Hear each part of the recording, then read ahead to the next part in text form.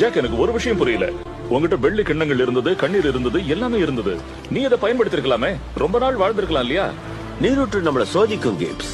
என்னை பொறுத்த வரைக்கும் சாகர நாள் தெரியாம இருக்கிறது நல்லது.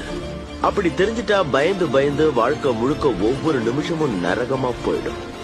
அதோட என் ஆயுட்காலம் கம்மின்னு யார் சொன்னது? இளமையின் நீரூற்ற கண்டுபிடிச்சதே நான் தானே. எனக்குள்ள இருக்கிற கடற்கொள்ளையனுக்கு ஓய்வுங்கிறதே இல்ல கேப்ஸ். இப்போ உடம்பு சரியில்லை, ஆபரேஷன் பண்ணணுமா? காசு 50,000 ஆகும்னு சொல்லிட்டாங்க. ஏண்டி கவர்மெண்ட் ஆஸ்பத்திரி இருக்கும்போது நீ ஏன் பணம் கட்டுற ஹாஸ்பிட்டலுக்கு போற?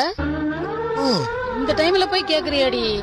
போன வாரம் தான் கஷ்டமா இருக்குன்னு மொத்த நகையை எடுத்துட்டு போய் வச்சேன். எங்க பீரோல் தானே, போன வை.